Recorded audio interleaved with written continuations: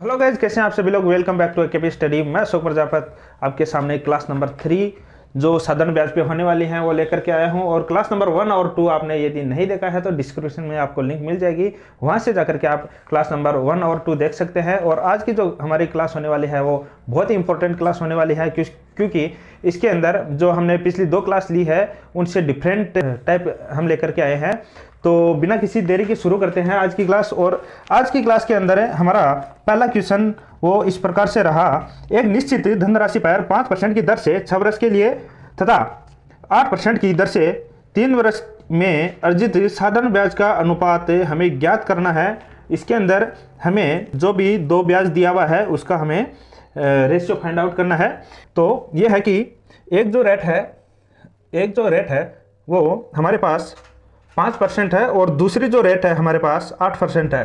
तो यहाँ पे हमें क्या करना है, SI1 अनुपात SI2 फाइंड करना है। ठीक है, SI1 हमारा क्या हो जाएगा, R1T1 हो जाएगा, है ना।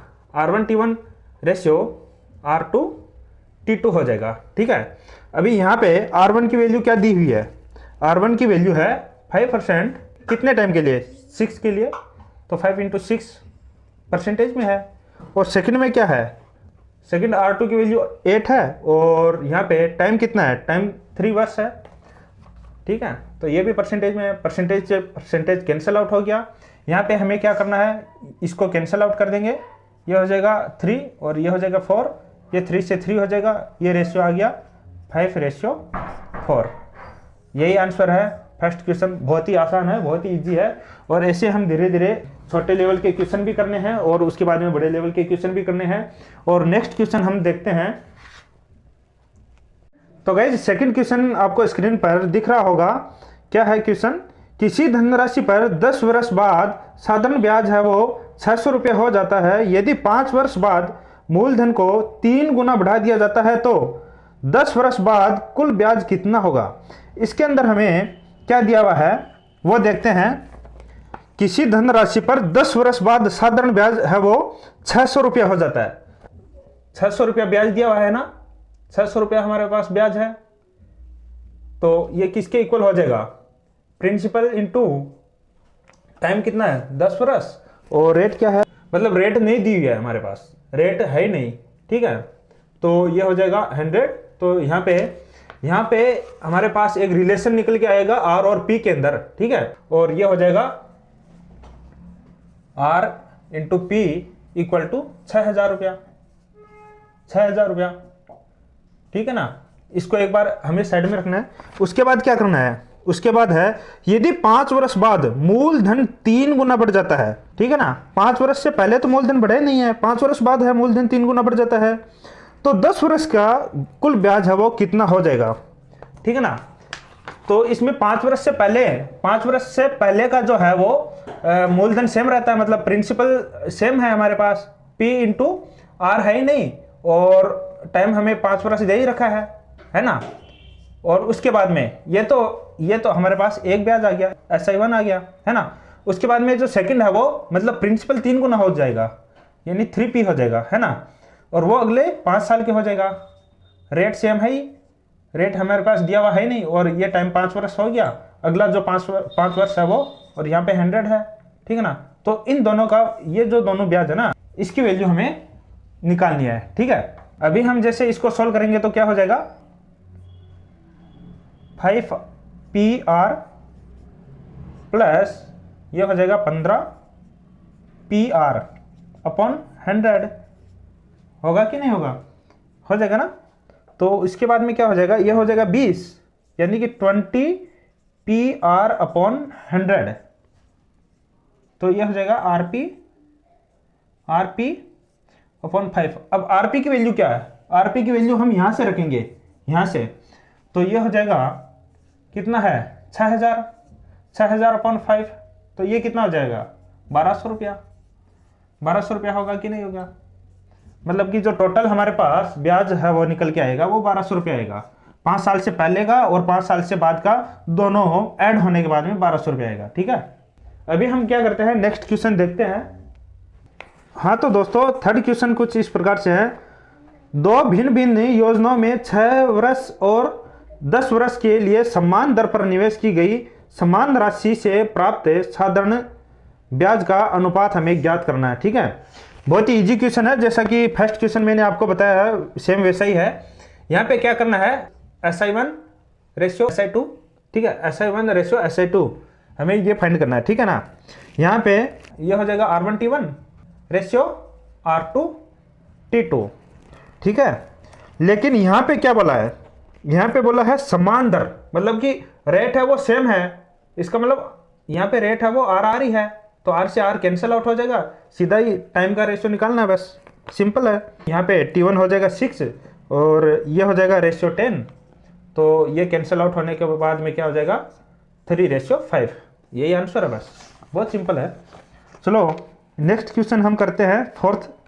तो दोस्तों फोर्थ क्वेश्चन इस प्रकार से है, रीता ने 4 वर्ष के लिए 2.5% की दर पर एक राशि का निवेश किया और सीता ने 6 वर्ष के लिए उसी दर पर समान राशि का निवेश किया। सीता द्वारा अर्जित साधारण ब्याज पर रीता द्वारा अर्जित साधारण ब्याज से अनुपात क्या होगा। यहाँ पे रेट क्या होगा, रेट दोनों के लिए सेम है, मतलब कि रीता का SI1 और सीता का क्या हो जाएगा, सीता का SI2 हो जाएगा, और इनका रेशियो तो हमें निकालना है, मतलब कि R1T1 रेशियो ये परसेंटेज में है और R2T2 ये परसेंटेज में, भाई परसेंटेज से परसेंटेज कैंसिल आउट हो जाएगा, और जो रेट है हमारी वो दोनों के लिए सेम है। रेट कितना है 2.5 इंटू टाइम कितना है, टाइम अलग अलग है भाई, रीता के लिए 4 वर्ष है और सीता के लिए कितना हो जाएगा 2.5 इंटू 6 वर्ष है, और इन्हीं का ही हमें क्या करना है रेशियो निकालना है। अभी क्या हो जाएगा 2.5 से 2.5 कैंसिल आउट हो जाएगा, रेशियो ये आ जाएगा। लेकिन पूछा क्या है, रेशियो क्या पूछा है, रेशियो क्या पूछा है भाई, रेशियो सीता और रीता का पूछा है, मतलब ये तो हिस्सा है जो रीता का है और ये सीता का है, तो क्या करना है सीता वाला पहले लगा दो, और क्या 3:2, ये आंसर है, बहुत ईजी है, सब सेम टाइप के हैं। तो दोस्तों क्वेश्चन नंबर 5 आपके पास इस प्रकार से है, 6,600 रुपये को 2 भागों में इस प्रकार से विभाजित करें ताकि पहले भाग पर 3 वर्षों के लिए प्रति वर्ष 10% की दर पर प्राप्त साधारण ब्याज दूसरे भाग पर 4 वर्ष के प्रति वर्ष 9% की दर पर साधारण ब्याज है वो बराबर हो जाए। तो इसके अंदर क्या दिया हुआ है, इसके अंदर हमें 6,600 रुपया दिया हुआ है, उसको हमें क्या करना है 2 भागों में हमें डिवाइड करना है, और 2 भागों में इस प्रकार से डिवाइड करना है कि उनका जो ब्याज है वो हमारे पास बराबर आ जाए, समझ रहे हो। तो क्या करते हैं, इसको जैसे हम अक्ष मान लेते हैं कि अक्ष में डिवाइड कर दिया, तो उसका दूसरा भाग क्या हो जाएगा, दूसरा भाग हो जाएगा 6,600 माइनस अक्ष हो जाएगा कि नहीं हो जाएगा, हो जाएगा ना। तो अभी आगे क्या दिया हुआ है कि जो पहला भाग है ना उसमें 3 वर्षों के लिए 10% की दर, 3 वर्षों के लिए 10% की दर, मतलब कि SI1 इक्वल टू क्या दिया हुआ है, SI1 equal to RT percentage में, है ना, यही तो फॉर्मूला है हमारा। यहाँ पे R क्या दिया हुआ है, R जो दिया हुआ है 10% और टाइम जो दिया हुआ है 3 वर्ष के लिए है, मतलब कि 30% हो गया, सॉरी 30% हो गया SI1, है ना, SI1 30% हो गया। अब इसके लिए SI2 निकालते हैं, SI2 निकालेंगे तो क्या हो जाएगा 4 वर्ष के लिए 9% की दर से, तो 4 वर्ष के लिए 9% की दर से, है ना, तो कितना हो जाएगा 4 × 9 यानी कि 36 हो जाएगा, है ना, 36% हो जाएगा। अभी क्या करना है, अभी ये जो हमें प्रिंसिपल जो देख के रखा है इसका क्या है, इसका ब्याज है वो 30% है, और जो ये वाला प्रिंसिपल है इसका ब्याज है वो 36% है, ठीक है। तो हम क्या करेंगे, सबसे पहले SI1 यहाँ पे क्या हो जाएगा, SI1 इक्वल टू SI2 हो जाएगा, यही तो करना है, क्वेश्चन में यही तो बात बोला है। यहाँ पे हो जाएगा हमारा कि अक्ष का 30% निकालना है, तो अक्ष का 30% कैसे निकालते हैं, ऐसे तो निकालते हैं, है ना। यहाँ पे अक्ष प्रिंसिपल है, तो अक्ष का 30% जो भी निकलेगा वो होगा ब्याज, और वो किसके इक्वल होगा, इसके जो ब्याज के बराबर होगा, SI के बराबर, ठीक है। मतलब कि SI1 इक्वल टू SI2 हो जाएगा ना, फिर मतलब कि 6,600 माइनस अक्ष, और इसका हमें निकालना है 36%, ये लो, ये हो गया ना, ये 100 से 100 कैंसिल आउट हो गया सीधा सीधा। अभी क्या करना है, इसको ही सोल्व करना है ओनली, और कुछ नहीं करना है।